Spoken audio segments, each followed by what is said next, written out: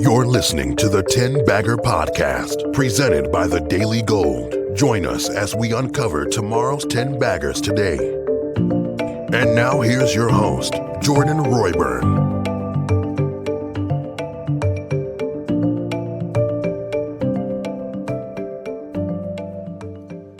Hello again, everyone, and welcome back to the 10 Bagger Podcast. Today is episode number 11, and I'm chatting with an individual known as Goldfinger. And I just want to mention, thanks for all the kind words about the last interview. Luke 10 Have was a real big hit. But today with Goldfinger, I want to point out Goldfinger actually won the CEO.CA stock picking contest last year. 2019, he even did better than Luke 10 Have, who I believe was in the top 5 or the top 10. But that's why I'm bringing him to you. Goldfinger, thanks for coming on. And how can you won the contest last year, so how can you improve this year? Hi, Jordan. Thanks for the invite. I'm glad to speak to you today. The stock picking contest, everybody asked me about that. And in reality, there's a bit of luck involved, to be quite honest. I picked 3 stocks like everybody else. One was a loser, was down, a bit in 2019. And then one was a decent, winner. It was a double. That was Banyan Gold. But basically, Banyan Gold did nothing most of the year in 2019, and it had a rally in the final month or so that made up made it a double. And then AMX on the venture was my big winner. That was, at one point, it was a 10 bagger. I think it ended the year at about a 7.5 bagger. And that did it for me, right? So I picked basically what was the best performing stock on the venture in 2019. And that's how I did it. So it's going to be difficult to top that performance, having out of 3 stocks, one that was more than a double and another one that was almost a 10 bagger. I picked 3 stocks, this year that I think have a lot of upside potential.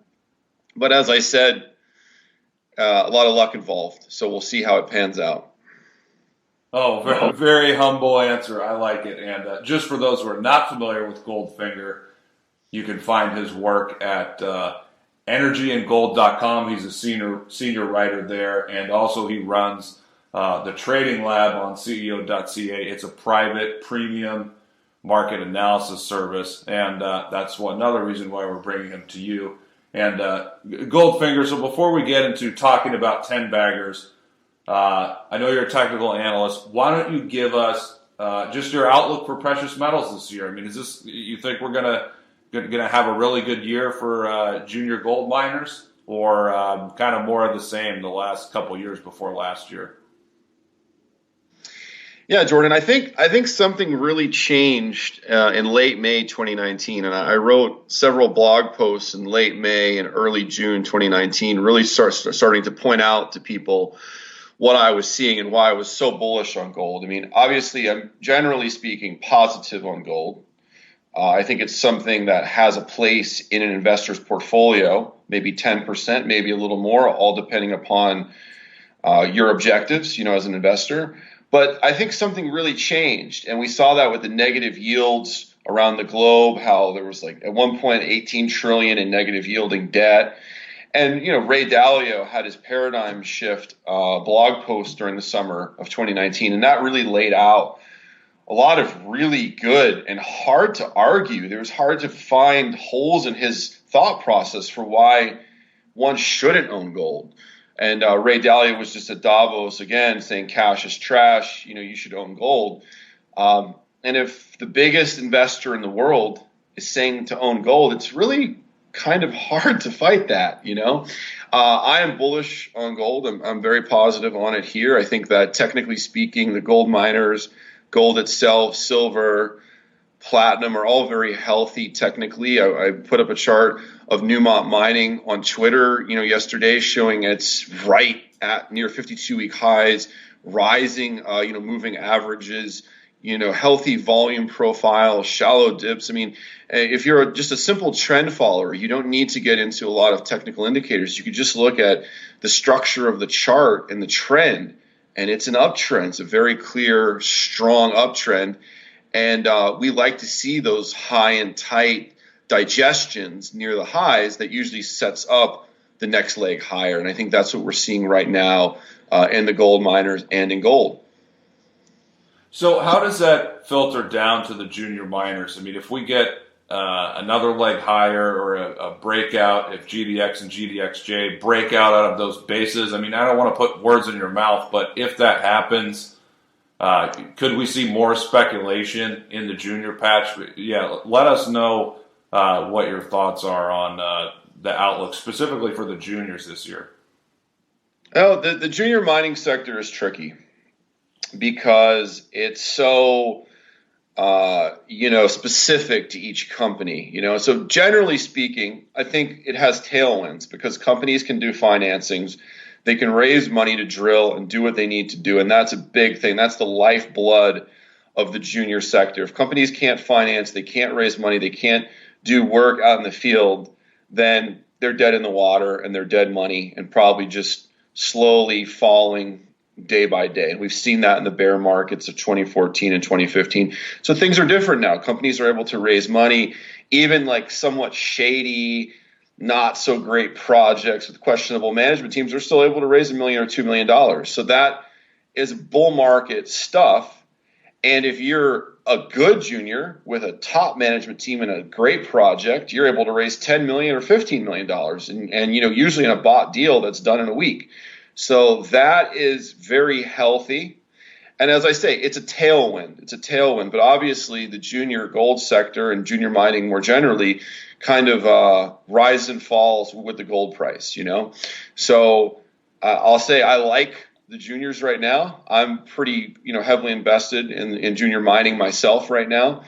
And I like how it looks and feels right now, especially I'm in Vancouver. I was just at a couple of conferences, and these were bull market conferences, and I could not recall this kind of turnout and this sort of sentiment that I've seen this week in Vancouver, maybe ever. I was involved in the sector in 2011, but I wasn't going to conferences a lot, so I didn't really know what it felt like in 2011. Obviously, I saw the charts and I saw my portfolio in 2011, but I didn't really attend conferences, and I didn't have a good sentiment gauge back then. And now this, for sure, is the strongest sentiment and the strongest tailwinds I've felt in the sector since at least 2011.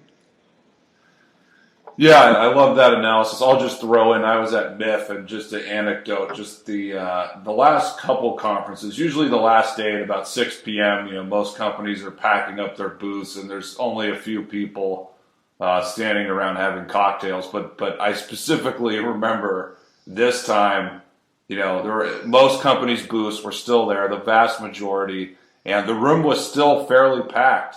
So people were still excited and having a good time. So, definitely some bull market anecdotes. But okay, Goldie, let's try and make some money this year. So, what specifically in regards to making money and also finding 10 baggers, because you did have Amex Exploration, which was a 10 bagger. What do you look for specifically to try and find 10 baggers? That's a great question. So in 2018, 2019, I had 2 10 baggers that I owned or traded at various times and also wrote about. And that was, West Haven Ventures and, of course, the company we just, mentioned, which is Amex. And there's sort of common themes between West Haven and Amex in terms of when I identified them and I started accumulating shares. They were under the radar. They were both getting almost zero attention. They had done, as far as I could tell, no promo. So there was no company wasn't paying for any promo, and no newsletter writers were really following either company at the time that I started to buy shares. And I think that is a key ingredient for what could be a 10 bagger. It's under the radar, and the market is not appreciating the story. And that gives a lot of juice once the market starts to appreciate the story. and more people start to follow it, and the newsletter writers start to write about it, and they recommend it, and then it's a virtuous cycle as long as the company is generating news flow and the story is evolving, right? So those very key, characteristic of any 10 baggers, it's under the radar typically at the time that one gets in, and that's very helpful, and that allows for a lot more upside than a story that's widely followed. Also, I think management is essential, and what I mean by that is like the quality of management. Are these people of integrity? Are they overpaying themselves? Are they throwing out stock options right and left and diluting the stock? Are they raising money to just travel, et cetera, et cetera? You don't want that in a management team of a junior mining company. You want a management team that's prudent and manages a treasury effectively and really cares about the share structure and dilution. And usually the way this happens is they have skin in the game.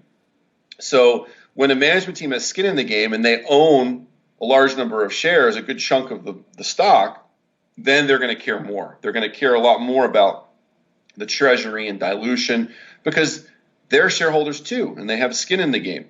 So I would say that's really key. You want to look for management teams that own at least 10% of their stock. I mean, it doesn't have to be like West Haven, which was like 40%, which really, when I bought, West Haven at 14 cents in 2018, in April 2018, management owned 40% of the total shares. And that really told me that these guys care a lot.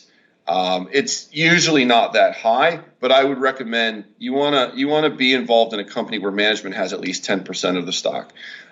Share structure. So you want the shares to be in good hands. You don't want a massive share count.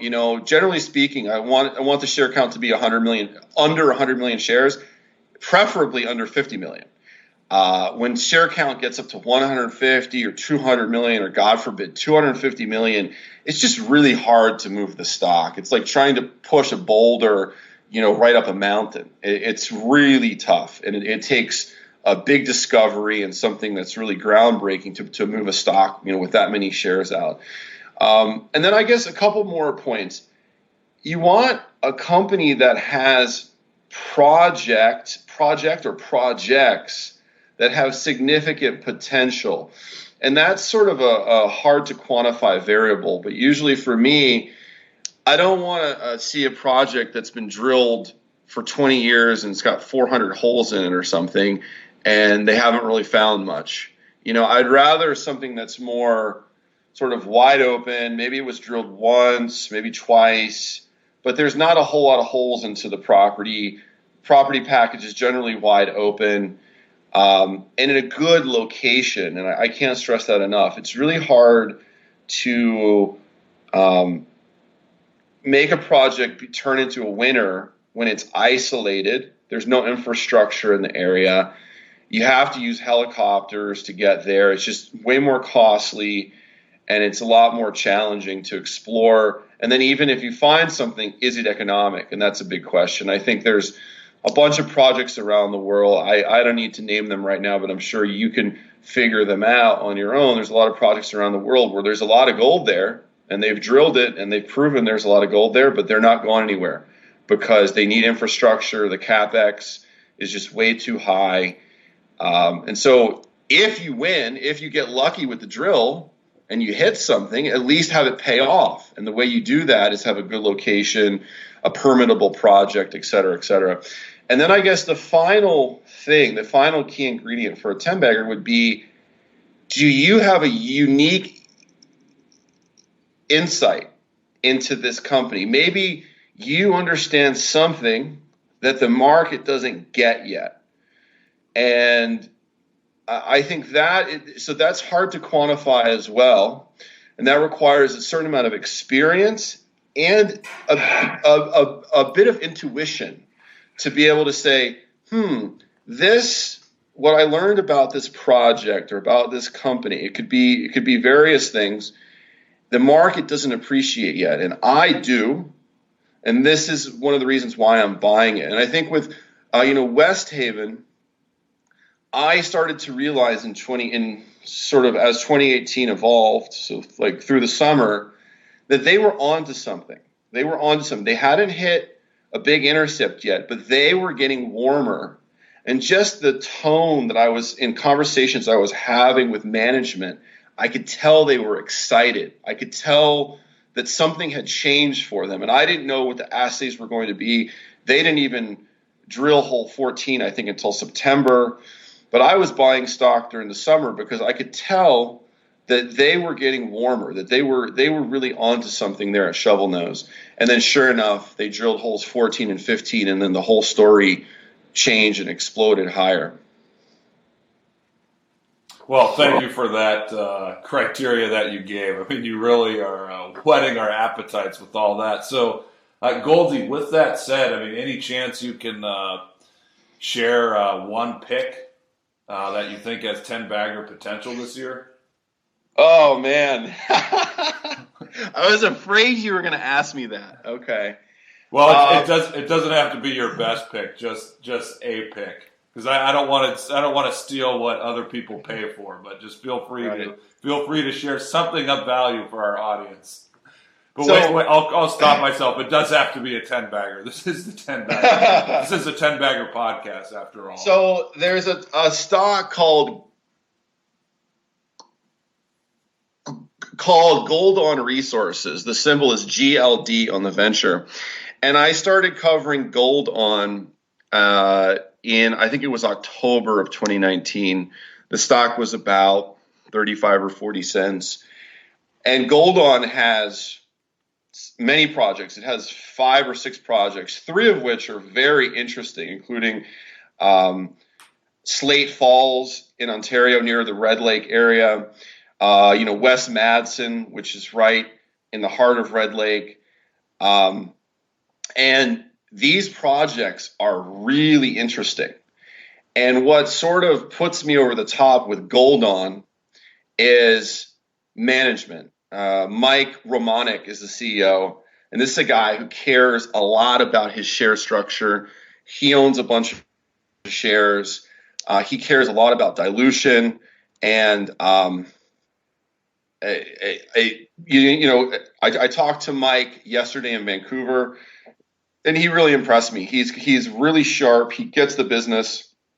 He's all about shareholder value and doing things to maximize shareholder value and be maximally effective. And obviously, as I said, there's an element of luck in it.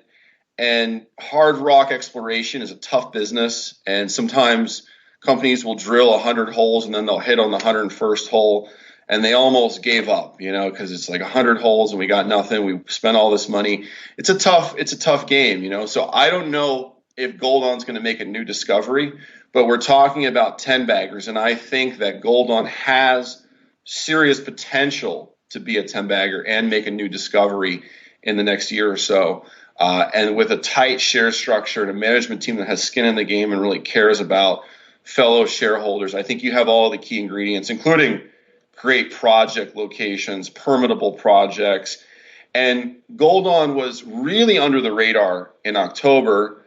They're a sponsor of Energy and Gold, so I should say that. I've helped them to become a little more prominent and gain a bit more of a wider following in the last few months, but I still think they're pretty under the radar. There's no newsletter writers, aside from myself, if you want to call me that, who actually follows them. So I think there's a lot of upside here. Well, thank you so much for that. Goldie, before we get to your premium market analysis service, just anything else you want to add with regard to 10-baggers, trading, investing, etc., any other wisdom you can offer us, something that maybe we haven't covered yet?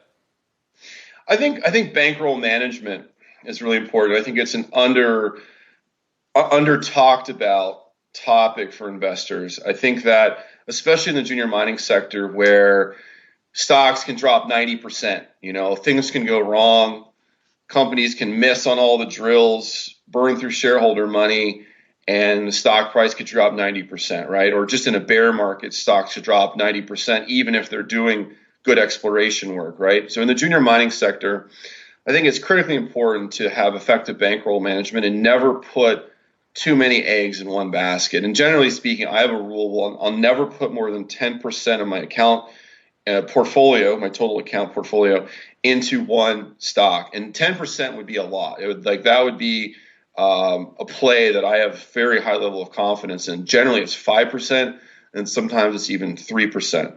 And I think that way, you never have one company or one investment kill you. You might take some losses. It might not feel good, but you'll live to play another day. You live to fight, again. And that's the key, I believe, is just stay in the game, stay in the game, stay in the game. As long as you stay in the game and you're learning and you're working to try and find an edge, you will. You will. But if you put 50% of your account in one company that drops 90%, suddenly you've got a very large hill to climb. And usually most people don't come back from that sort of a loss. So don't ever take massive losses, and use effective bankroll management. And my rule is never more than 10% of my portfolio in one company. Okay, now with that said, Goldie, please tell us about all your offerings, where people can go to follow you and find your work, and also how they can subscribe. I think the easiest thing is to follow me on Twitter at CEO Technician. I think that's the simplest thing. If you want to join the Trading Lab, start a CEO.CA account and send me a private message at Goldfinger on CEO.CA. And from there, I'll point you in the right way and make sure you get all set up. I think those are the two easiest ways to find me and, become a premium subscriber to the Trading Lab. And, with the Trading Lab, I send out a daily morning email every market morning. So usually it hits your inbox by the market open at 9:30. And it's just whatever I'm thinking about that day, whatever comes to my mind, I'm going to write about it that morning, and you're going to get it in your inbox. And then the Trading Lab is essentially a private channel on CEO.CA where I talk about whatever's happening that day in the market. And I also give my insights into companies there. And I also post trades. So I'm literally posting real-time trades. It's not only junior mining. Sometimes I'm trading gold or the gold mining, exchange traded fund, or I'm shorting, the S&P 500 or going long bonds. Not a whole lot of that stuff, but if I see a trade setup that I think has a strong edge, it's an A+ setup, I will take it across all markets and assets. Obviously, my focus is on junior mining, though. Well, Goldie, on that note, I really appreciate you coming on. Thank you for all the wisdom that you're offering, and I look forward to having you back in the future. And maybe you can help us find more 10 baggers. Thanks, Jordan. I appreciate it. Thank you for listening to the 10 Bagger Podcast, presented by the Daily Gold. For premium coverage of precious metals and the best junior mining companies, visit thedailygold.com/premium.